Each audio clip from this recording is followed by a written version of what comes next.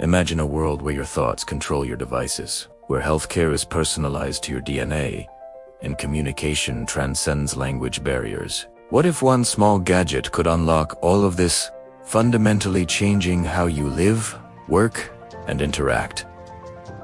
This isn't science fiction, it's the potential future we're about to explore.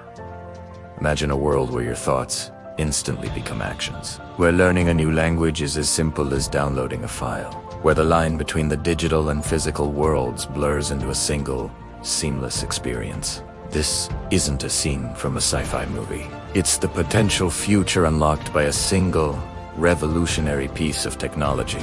Let's call it the Synapse. So, what is the Synapse? Picture a sleek, barely there bio-integrated device, perhaps worn like a subtle ear cuff or a lens over the eye. It's not just a gadget.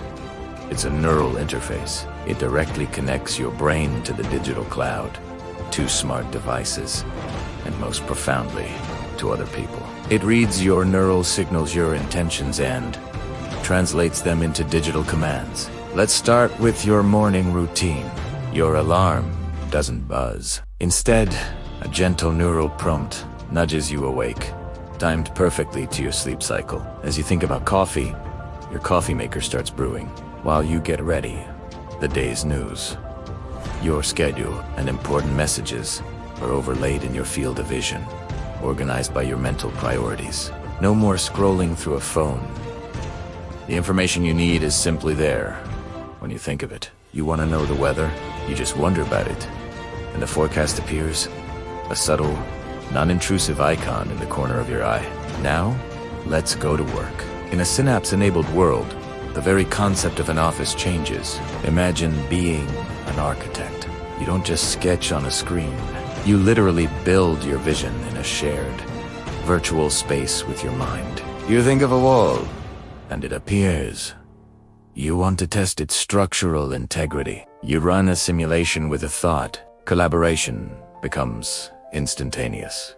You and your team, located across the globe, can inhabit the same digital blueprint, making real-time adjustments and communicating through a combination of spoken word and direct thought transfer. It's like a telepathic conference call. Education would be completely revolutionized. Struggling with quantum physics, the Synapse could provide you with guided simulations, allowing you to visualize complex theories in an intuitive way. Learning a new skill, like playing the piano, would involve downloading the muscle memory and theoretical knowledge directly. Of course, practice would still be key to mastering the art, but the initial learning curve would be virtually eliminated. Imagine the implications for medicine, where a surgeon in New York could guide the hands of a robot performing a delicate operation in a remote village, feeling every incision as if they were there. The social fabric of our society would be rewoven. Communication would reach an unprecedented level of depth. You could share not just words or pictures, but feelings, sensations, and experiences. Imagine sharing the genuine joy of your child's first steps with a grandparent thousands of miles away, allowing them to feel the warmth and pride as if they were in the room. This could foster a new era of empathy and understanding, breaking down cultural and linguistic barriers in a way we can only dream of today. When you can truly experience another person's perspective, conflict becomes much harder to justify, but we have to be realistic. A technology this powerful doesn't come without immense challenges and ethical questions. What happens to privacy when our thoughts are connected to a network? Could our very consciousness be hacked or manipulated? Imagine advertisements targeted not at your search history, but at your fleeting desires. The potential for misuse is staggering. And what about the digital divide? If the Synapse is expensive, would it create a new class system, the Enhanced and the Unenhanced? A world where those who can afford the upgrade possess superhuman cognitive abilities, while others are left behind.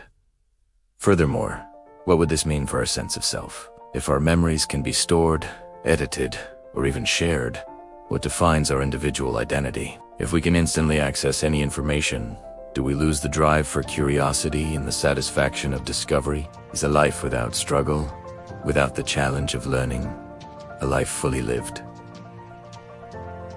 These are not just technical hurdles, they are profound philosophical questions we would have to confront as a society. The journey to something like the Synapse will be long and filled with debate.